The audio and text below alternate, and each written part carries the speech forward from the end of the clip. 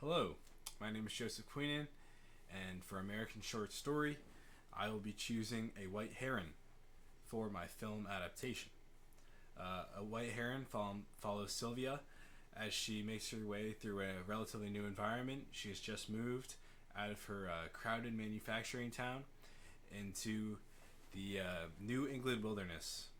They say she never felt alive at all back in the manufacturing town, and now in the wilderness, she's very much learning new things, being transformed mentally, and she's finding out new freedoms and ultimately how she wants to live her life.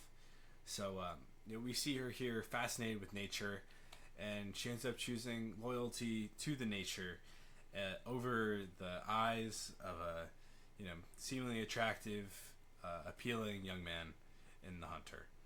So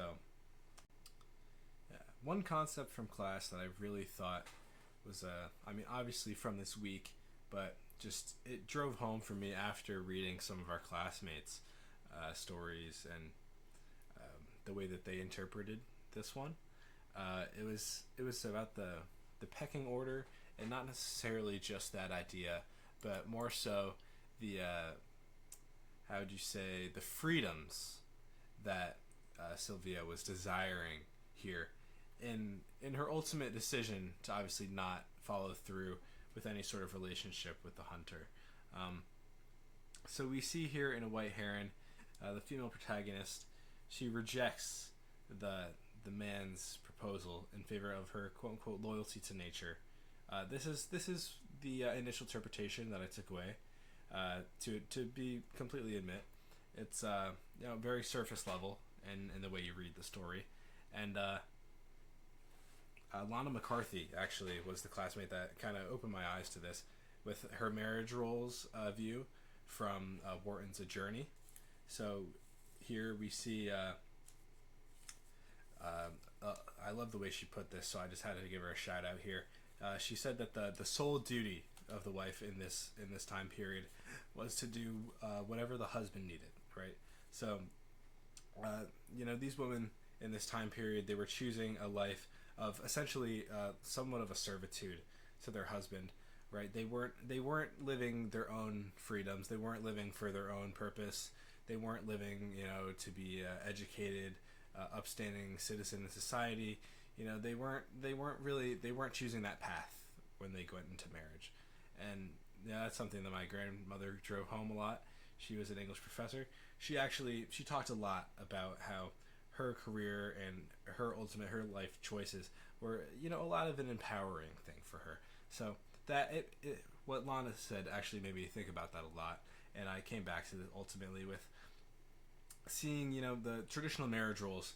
Maybe that's what Sylvia gained by moving to the woods, right? She was able to see a new lifestyle and ultimately a new view for herself, an outlook on life for what she's choosing to live, rather than maybe not necessarily that surface level, that loyalty to the animals, right?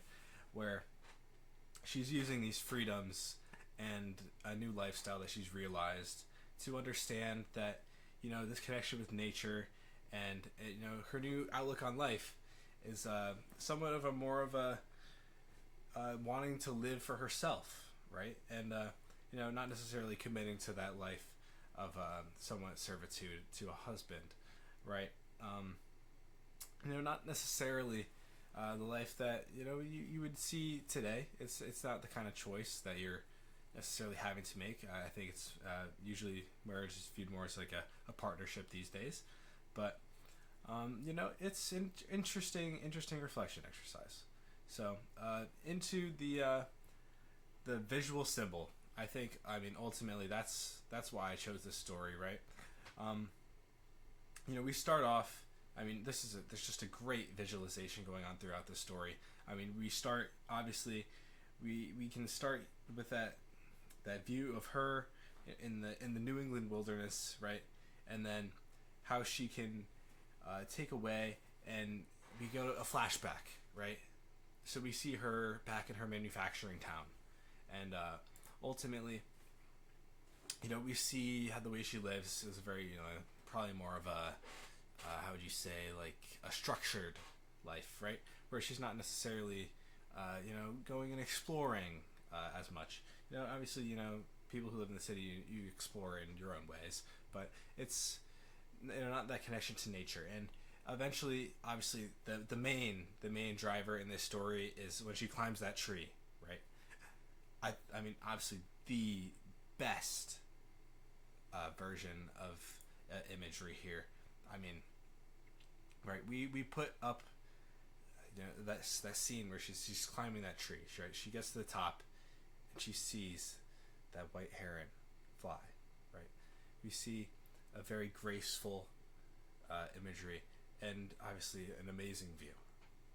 And I think that is ultimately what we are thinking of here. That's ultimately why I think this is a great choice to adapt into a film. I mean, it's got all of the elements, it's got all of the imagery right there, and I think ultimately this would be a beautiful film. The moment I read this, I'm not even looking ahead to the assignments, I thought A White Heron, this could be somewhat of a production. I think it would be a beautiful story. I mean, I don't know if we're necessarily drawing it out to 2 hours. It depends how much extra context, the Hollywood magic that we're getting here. Hopefully we're trying to keep it true to story. Something I'm very passionate about. I don't know if you guys saw The Odyssey recently, but Hollywood likes to take a little bit of their own spice on these things. But ultimately, staying true to that story, and I think that scene, climbing the tree, the top of the tree, and then seeing that white heron fly, I think that is going to be the driver. I think that's going to be what critics talk about, for a long time.